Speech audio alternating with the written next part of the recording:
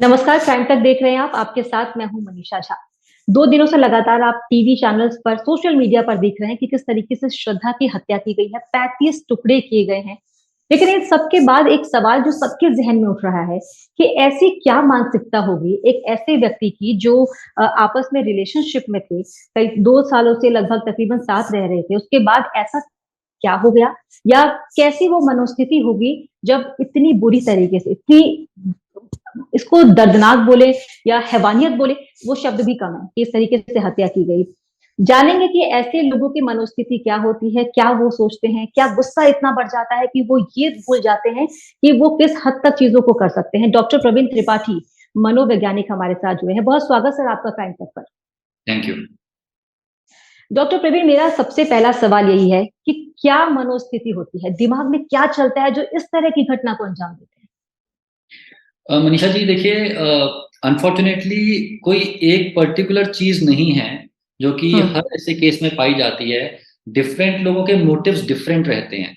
तो काफ़ी सारा तो नहीं, कुछ रिसर्च हुआ है कि जो लोग मर्डर कमिट करते हैं या इस टाइप का ग्रूसम मर्डर कमिट करते हैं, हुँ। उनके मन में क्या चल रहा होता है। किसी केस में मोटिवेशन सेक्सुअल पाया जाता है, किसी केस में मोटिवेशन पुअर सेल्फ एस्टीम पाया जाता है, कुछ लोगों में पर्सनैलिटी डिसऑर्डर पाया जाता है। तो अनफॉर्चुनेटली किसी एक पर्टिकुलर केस में क्या रीज़न है, जब तक उस केस को करने वाले परपेट्रेटर या जिसने किया है उससे बात ना की जाए, तब तक हम लोग कुछ स्पष्ट तौर पे नहीं बोल सकते। पर जो मैंने आपको 3-4 मोटिव्स बोले, मोटे-मोटे वो रहते हैं। हुँ। यानी कि केस स्टडी पर डिपेंड करता है। हर केस की जो बात होती है वो अलग होती है, उसका रीज़न अलग होता है। लेकिन जी, कहते हैं ना कि किसी को मारने के लिए बेइंतहा नफ़रत होनी चाहिए दिल में। या जी। तो एक ये मैं समझती हूँ अपने हिसाब से कि एक ये रीज़न हो सकता है, या फिर उसके दिमाग में कुछ ऐसा चल रहा है, या फिर उसको हम मेंटली इल बोलेंगे, सिकनेस बोलेंगे कि वो ऐसा कर देता है। यानी कि किसी भी चीज़ की एक इंतहा होती है। कहते हैं नफ़रत की इंतहा होती है, तो इंसान कुछ गलत कर सकता है। कहते हैं जब कोई चीज़ अति हो जाती है, तब कुछ ऐसा किया जाता है। तो क्या इस केस में आपको कुछ लग रहा है कि कुछ अति ऐसा हुआ होगा, या फिर ये मेंटली इलनेस है? मैम देखिए, अनफॉर्चुनेटली समाज का ये मानना है कि इस प्रकार के केसेस में मेंटल इलनेस बहुत कॉमन होती है। हुँ, रियलिटी में स्टडीज़ में ऐसा पाया नहीं गया है। बहुत कम हुँ, परसेंटेज के केसेस में मेंटल इलनेस पाई गई है।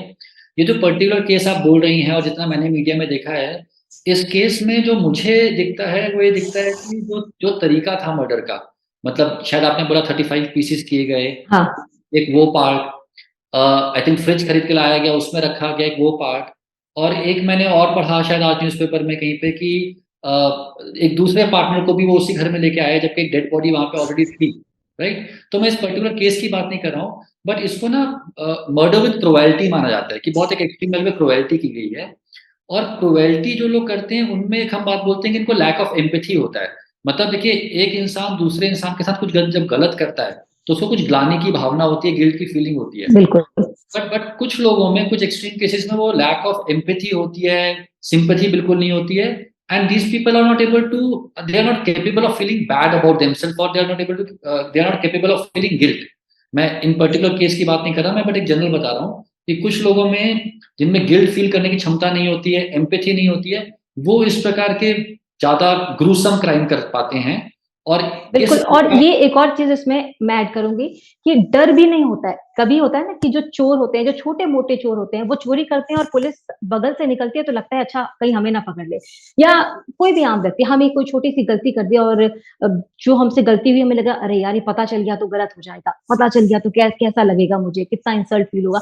इस तरह की ये जो भावनाएँ लोगों के मन में होती है, लेकिन आप अ, हद देखिए कि मर्डर किया, 35 टुकड़े किए, 18 दिन तक शव के साथ रहा, टुकड़े-टुकड़े फ्रिज में रखे रहे, और एक और साथी 1 या 2 जो भी, और ये देखिए कितनी इंतहा है कि जिस दिन मारा उसके कुछ दिन बाद से ही, 2-4 दिन बाद से ही उसी डेटिंग ऐप को फिर से इंस्टॉल किया, उसपे बाकी लड़कियों से दोस्ती की, लड़कियाँ घर भी आ रही हैं और फ्रिज में बॉडी पार्ट्स पड़े हुए हैं और लड़की साथ में कोई और है। तो ये बहुत अमानवीय है और डर भी हाँ। नहीं है। मैं इसको, मेरे हिसाब से तो इसको जो टर्म दिया जाना चाहिए वो इलनेस, सिकनेस, मेंटली कोई भी व्यक्ति बीमार है, मानसिक रूप से वही ऐसा कर सकता है। मैम, मैं इसको इलनेस तो मैं नहीं बोलूँगा, इनफैक्ट इसको इलनेस नहीं बोलना चाहिए। हुँ। इसको हम लोग अपनी मेडिकल भाषा में कई बार हाँ, पर्सनैलिटी की तरह बोलते हैं कि अच्छा। इंसान का व्यक्तित्व ऐसा है कि उसको ना तो डर लग रहा है, ना उसको हुँ, भय लग रहा है, ना ही उसको कुछ एम्पैथी आ रही है और वो उसको और कम मतलब आप सोचिए एक एक मर्डर एक चीज़ है, बट उसी घर में दूसरे लोगों को लेके आना, एक नेक्स्ट लेवल पे लेके जाने वाली चीज़ें हैं कि कोई बिल्कुल। इमोशनल रिस्पॉन्स भी नहीं आ रहा है। तो हम लोग उसको उस प्रकार से देखते हैं और बिल्कुल आप सही कह रही हैं कि ये जो प्रोफ़ाइल है ये एक एवरेज पर्सन का तो नहीं हो सकता, कुछ ना कुछ तो होगा ही उनके अंदर। जब जब ये जेल जाएँगे, फोरेंसिक साइकियाट्रिस्ट बात करेंगे, जेल के साइकियाट्रिस्ट बात करेंगे, तो शायद आपको ज़्यादा इन्फॉर्मेशन मिल पाएगी। अच्छा, जो जाँच चल रही है, जो पुलिस पूछताछ भी कर रही है आफ़ताब से, तो उसका बिहेवियर बहुत नॉर्मल है। चलिए ठीक है, जो किया उसने उसको लेकर वो बहुत कॉन्फिडेंट था कि वो पकड़ा नहीं जाएगा। अब तो पकड़ा गया है, अब तो पुलिस पूछ रही है, वो जेल में बंद है, हवालात में वो आराम से सो रहा है। मैंने वो तस्वीरें, वो विजुअल्स देखे हैं कि वो आराम से सो रहा है। एक शिकन नहीं है उसके चेहरे पर। पुलिस पूछताछ कर रही है तो वो बहुत ही आसानी से जवाब दे रहा है, जैसे वो किसी बहुत अच्छे सवालों के वो जवाब दे रहा हो। ज़रा-सी शिकन उसके चेहरे पर नहीं है। ऐसे तो मैं लोगों के लिए प्यार, इमोशंस इसके कोई मायने होते हैं? इंसानियत इसका कोई मायने होता है? जैसे-जैसे आप मुझे ये बातें बताती जा रही हैं, मैं आपके मुँह से सुन रहा हूँ, मैंने ये सब देखा नहीं था। हुँ, मैं देखिए इन पर्टिकुलर इंसान के बारे में तो नहीं बोलूँगा, लेकिन आमतौर पे कई बार देखा गया है कि इस प्रकार के लोगों में एंटी सोशल पर्सनैलिटी नाम की एक चीज़ होती है और ये जो एंटी सोशल पर्सनैलिटी वाले लोग होते हैं, बड़े कॉन्फिडेंट दिखते हैं। उनको उनसे आपको बात जब करेंगे तो आपको लगेगा कि इनको तो फ़र्क ही नहीं पड़ रहा है और जो मैं बार-बार बोल रहा हुँ। हूँ कि एम्पैथी नहीं होती है, अपने बिहेवियर को चेंज नहीं कर सकते हैं और कहीं न कहीं किसी लेवल पे अपने बिहेवियर को जस्टिफाई भी कर लेते हैं। तो ये जो भी शख्स हैं, इनके मन में क्या जस्टिफिकेशन है उस बात का, शायद कुछ ना कुछ होगा। तो एक अच्छा, एक एक सवाल। जी, जी। प्रवीण जी, एक सवाल जो है वो सबके मन में है। एक तो कोई इतना खतरनाक, कोई इतना अमानवीय कैसे हो सकता है, जिसका जवाब हम आपसे समझने की कोशिश तो कर ही रहे हैं। लेकिन दूसरा सवाल ये कि श्रद्धा उस लड़के के साथ लगभग 2 सालों से थी। ज़ाहिर-सी बात है, प्यार होगा, कुछ बातें होंगी, साथ में रह रहे हैं, शुरुआत से वो ऐसा नहीं था। तो हमें ऐसा लगता है कि हम जिस व्यक्ति से बात कर रहे हैं, उस वक़्त वो हमें अच्छा लगता है, हमें लगता है कि हाँ, ये सबसे अच्छा है। कैसे हम भाप सकते हैं, हम कैसे अंदाज़ा लगा सकते हैं कि कोई भी ऐसा क्लू या कुछ ऐसे लक्षण जिससे हमें लगे कि हाँ, इस व्यक्ति में कुछ तो दिक्कत है? क्या क्या है कोई ऑप्शन कि हम पहले पहला से उसको पहला भाप सकें? जवाब पहला आपका जो सवाल था कि क्या हुआ होगा हो सकता है उसका जवाब उनके बचपन में, उनकी अपब्रिंगिंग में हो। ऐसा कई बार देखा गया है कि जिन लोगों के साथ खुद वायलेंस होता है, जो खुद उसके हुँ, विक्टिम रह चुके हैं, कई बार वो भी बहुत इस टाइप की चीज़ें करते हैं, स्पेशली सेक्सुअल वायलेंस में बहुत देखा जाता है। तो उनका क्या बैकग्राउंड था, क्या चाइल्डहुड था, किस प्रकार से बड़े हुए, ये सारे एंगल्स देखे जाएँगे। और दूसरी बात जो आप पूछ रही हैं कि रेड फ्लैग्स क्या होते हैं? तो देखिए, ऐसा नहीं हो सकता कि पहला जो इवेंट हुआ वो सीधे ये हुआ हो। पहले रेड फ्लैग्स कुछ ना कुछ हुँ, रहे हुँ। होंगे। अपने इमोशंस को कंट्रोल ना कर पाना, बहुत ज़्यादा इम्पल्सिव होना, क्रुएल्टी टुवर्ड्स एनिमल्स, राइट? पहले कभी बीटिंग मतलब हिट कर दिया और बिल्कुल, मारपीट की है उसने श्रद्धा के साथ। श्रद्धा के दोस्त बता रहे हैं कि श्रद्धा ने पहले अपने दोस्तों को मैसेज किया था कि आज मुझे यहाँ से ले जाओ, नहीं तो ये आज मुझे छोड़ेगा नहीं। आज रात अगर मैं यहाँ पर रही तो ये मुझे मार देगा। इससे पहले ऐसा हुआ है। जी, तो हिट करना और हिट करने के बाद खराब भी ना फ़ील करना, गिल्टी भी फ़ील हुँ, ना करना, वो उसको और नेक्स्ट लेवल पे ले जाता है। तो इस प्रकार की चीज़ें आमतौर पे होती हैं। पहला इवेंट सीधे मर्डर नहीं होता यूजुअली। तो अब देखिए वही कॉम्प्लिकेटेड होता है जब लोग रिलेशनशिप में होते हैं। कई बार ना रिलेशनशिप बहुत लव और हेट में वेरी करता है। आप उसी इंसान के ऊपर बहुत नाराज़ हैं बट सडनली फिर आपको वो इंसान बहुत अच्छा लगने लगता है। तो एक खराब तरीके का इक्विलिब्रियम हो जाता है जिसमें से आप बाहर ही नहीं निकल पाते हैं। हुँ, एक हुँ। अब मान लीजिए आप एक उस रिश्ते में होस्टेज बन गए हैं। आप खुद ही अपने आप को होस्टेज बना लेते हैं। तो एग्ज़ैक्टली इस केस में क्या हुआ मुझे नहीं पता, बट जैसे-जैसे ज़्यादा इन्फॉर्मेशन बाहर आएगी वैसे-वैसे इस प्रकार की मेरे ख्याल से और बातें बाहर आने वाली हैं। लेकिन इस तरह के केसेज़ को देख के ज़ाहिर-सी बात है, लोग जो है वो काफ़ी डर भी जाते हैं। तो अ, इसमें ये कहना सही होगा कि आप किसी भी रिलेशनशिप में हो, आपको एक्टिव रहना पड़ेगा, आपको अपने लिए भी सोचना पड़ेगा। आपको सिर्फ़ सामने वाले व्यक्ति के लिए नहीं सोचना और अपने हित के लिए सोचना होगा, ये देखना ज़रूरी होगा। 100% मैम और मेरे ख्याल से किसी भी रिलेशनशिप में अगर किसी ने पार्टनर को हिट कर दिया, तो एक बहुत मेजर रेड फ्लैग होता है और उसके बाद बस ये मान लेना कि उन्होंने गलती कर दी या फिर गुस्से में हो गया, काफ़ी नहीं रहता, हुँ, राइट? और उसको एक बहुत सीरियसली उस पे एक्शन लेना चाहिए पार्टनर को। बिल्कुल। तो इन चीज़ों को नज़रअंदाज नहीं करना चाहिए। अच्छा प्रवीण जी, ऐसे लोगों के लिए क्योंकि हम बात कर रहे हैं उसके चेहरे पर ना शिकन है, ना उसे डर है, ना उसे ग्लानि है। तो ऐसे लोगों के लिए क्या मतलब सजा तो देखिए कानून देगा, वो हम इस बारे में कुछ ना कह सकते हैं, ना कर सकते हैं। पर एक इंसान होने के नाते और आप तो एक मनोवैज्ञानिक हैं क्योंकि आप ऐसे लोगों की मनोस्थिति को पढ़ सकते हैं, थोड़ा बहुत समझ सकते हैं और हमें समझा भी सकते हैं।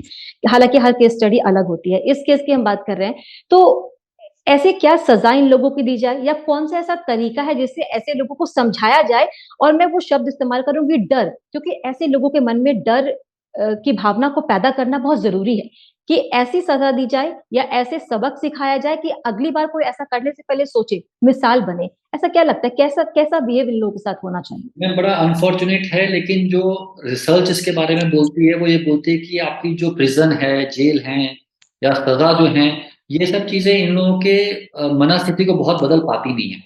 हुँ, तो क्रिमिनल जो होते हैं, जो कि लंबे समय से इस प्रकार के रहे हैं, उनको आप डरा पाएँ, ऐसा होना बड़ा मुश्किल है। वो ना करके क्या किया जाए, ये सवाल का जवाब आज तक आया नहीं है। राइट? तो अब देखिए अगेन क्या इस पर्टिकुलर केस में क्या डिटेल्स है हमें नहीं पता। अगर सही में कुछ बीमारी थी, मान लीजिए कोई देखिए रेयरली कई बार क्या होता है कि कुछ मेंटल इलनेस होती है जैसे स्किज़ोफ्रेनिया। हुँ, स्किज़ोफ्रेनिया के सेकेंडरीली किसी ने कुछ वायलेंस किया, तो उस केस में तो आप स्किज़ोफ्रेनिया को आराम से ट्रीट कर सकते हैं, है ना? उसके तो बहुत अच्छी दवाइयाँ हैं। बट मान लीजिए किसी की पर्सनैलिटी ही एंटी सोशल है, जिसको पहले साइकोपैथ कहा जाता था, तो उस केस में ये चीज़ें बहुत ज़्यादा मुश्किल हो जाती हैं, क्योंकि उस पर्सनैलिटी को पूरा चेंज कर पाना इतना आसान नहीं रहता। तो हुँ। फिर वहाँ पे जो चीज़ है वो साइंस या मेडिकल साइंसेज़ के पर्व्यू के बियॉन्ड चली जाती है कि समाज के लेवल पे क्या किया जाए कि कम से कम बाकियों का हार्म ना हो। बिल्कुल और देखिए हम कम दिमाग या बददिमाग तो बिल्कुल नहीं बोल सकते क्योंकि इतना शातिर कोई भी जो हत्यारा होता है, कोई भी जो मर्डरर होता है, कई बार हम क्योंकि क्राइम फील्ड से हैं तो हम हर रोज़ ऐसे केसेस देखते हैं। पर इतनी सफाई के साथ उसने ये सब किया कि 6 महीने तक किसी को पता भी नहीं चला। आप देखिए उसको मारने के बाद वो सोशल मीडिया हैंडल कर रहा है, उसके क्रेडिट कार्ड के बिल्स जो है वो पे कर रहा है। इसके साथ लोगों से कॉन्टैक्ट में है, टच में है कि लोगों को पता ना चले कि ऐसा हो गया। और धीरे-धीरे जो सबूत है वो मिटाने लगा और अब पुलिस भी ऐसा मान रही है कि अब फिर से उन सबूतों को वापस लाना, प्रूव करना कि ऐसा आफ़ताब ने ही किया है, ये थोड़ा-सा मुश्किल ज़रूर है पुलिस के लिए भी, चुनौती है। तो ये तो बहुत शातिर है, ये बहुत ज़्यादा दिमागदार लोग हैं क्योंकि देखा हमने कि एमएनसी कंपनी में वो कॉल सेंटर किसी में काम करता है और पर्सनैलिटी को देखकर भी कोई जज नहीं कर पाएगा कि ये इतना बड़ा और इतना निर्दयी हत्यारा हो सकता है। तो ऐसे लोगों को तो जज करना मुझे लगता है बाय फेस तो मुश्किल ही है। चेहरा आप चेहरा देख के तो किसी इंसान के बारे में नहीं बता सकते कि उसके मन में क्या चल रहा है, फिर उसने क्या किया है। और जो हुँ, आप बातें मुझे बता रही हैं, इससे मतलब आप सही कह रही हैं कि ये एक इम्पल्सिव एक्ट नहीं लग रहा। कई बार लोग इम्पल्स में वॉयलेंस कर बैठते हैं बिना सोचे-समझे। हाँ, लेकिन जिस प्रकार से आप बता रही हैं, बहुत कैलकुलेटेड सा लग रहा है। बिल्कुल। और आप आपकी बात से मैं एग्री करता हूँ कि ये एक इम्पल्स में किया हुआ चीज़ नहीं हो सकती। क्योंकि अगर ऐसा होता तो उसे दुःख होता या वो स्वीकारने के बाद कहता ठीक है गुस्सा था, कर दिया, गलती हो गई। पर ऐसा कुछ भी ना उसकी बातों से, ना पूछताछ में और ना असल उसके में चेहरे से दिख रहा है। आप अगर थोड़ा इसके ऊपर रिसर्च करेंगे ना, तो आप पाएँगे कि हिंदुस्तान में उतना नहीं है। ये हमारे वेस्टर्न कंट्रीज़ जो हैं, जैसे यूएस, इन सब में बहुत सारे केसेस ऐसे हैं, जहाँ पे लोगों ने किसी फीमेल पार्टनर को या किसी को 15 साल, 20 साल तक बंदी बना के रखा, मल्टीपल वायलेंस किए, मल्टीपल मर्डर्स के केसेस हुए हैं। तो उन सबका जो प्रोफाइल होता है, वही मैं आपको बता रहा था कि पर्सनैलिटी का कुछ इश्यू होता है, सही एंटी सोशल होते हैं, इस प्रकार की चीज़ें, या फिर खुद का चाइल्डहुड बहुत ज़्यादा खराब हो रखा होता है। तो वहीं से थोड़ा-सा हम एक्स्ट्रापोलेट करके इन केसेस में डिस्कशन कर पाते अच्छा इस केस में भी आप जो बता रहे हैं कि वेस्टर्न कंट्रीज़ में ऐसा आप बता रहे हैं किस तरह से चीज़ें होती हैं, एग्ज़ाम्पल्स हैं उसके। तो एक वेब सीरीज़ है या फिर एक मूवी है, मुझे नाम इस वक़्त याद नहीं आ रहा, उससे सीखा, उससे देखा कि कैसे मारा जाए, कैसे उसे काटा जाए हैं। और डेक्स्टर वहाँ से बोल सकते हैं कि प्रेरणा लेकर फिर ऐसा किया। हाँ मैम, ये आजकल बहुत देखने को मिलता है कि जो भी ये सीरियल्स या मूवीज़ हैं जो कि फोरेंसिक वाले पार्ट को इन्वॉल्व करती हैं, उसमें से हुँ, टेक्निक्स ली जाती हैं और उसको फॉलो किया जाता है। ये कई केसेस हम भी देख चुके हैं, सही बोल रहे हैं। हुँ। तो ऐसे लोगों को एक ऐसे आखिरी लोग सवाल मेरा है मैं आपसे। वही बोलूँगा लास्ट में कि ये सब करना मतलब बहुत कैलकुलेटिव मूव्स हैं, हुँ, इम्पल्सिव मूव्स नहीं है, राइट? देखिए, अच्छे लोग भी, ठीक लोग भी इम्पल्स में कई बार गलत चीज़ कर बैठते हैं, हुँ। राइट? लेकिन यहाँ पे वो मेरे मन में नहीं आ रहा है क्योंकि ये इम्पल्स में की हुई चीज़ दिख ही नहीं रही बहुत है। कैलकुलेटेड है ये। तो कैलकुलेटेड इंसान जो है उसमें कुछ ना कुछ तो गड़बड़ है, वो क्या गड़बड़ है वो देखना पड़ेगा उस इंसान से बात करके। लेकिन हाँ, मैं आपकी बात हुँ। से इत्तेफ़ाक रखता हूँ कि कुछ तो गड़बड़ होना चाहिए इसमें। बिल्कुल। प्रवीण जी बहुत शुक्रिया आपका क्राइम तक से जुड़ने के लिए और ये समझाने के लिए कि ऐसे लोगों के ऐसे हत्यारों के दिमाग में क्या चलता है, क्या क्या कुछ पहलू, देखिए हम हर चीज़ को नहीं बता सकते, हम नहीं जानते उसके साथ उसका बचपन कैसा रहा, जी। क्या-क्या उसकी ज़िंदगी में हुआ, पर उन पहलुओं को आपने समझाने की कोशिश की और क्राइम तक के दर्शकों को बताने की कोशिश की कि ऐसे लोगों के दिमाग में क्या होता है। बहुत शुक्रिया प्रवीण जी आपका क्राइम जी, तक से जुड़ने के लिए। नमस्कार।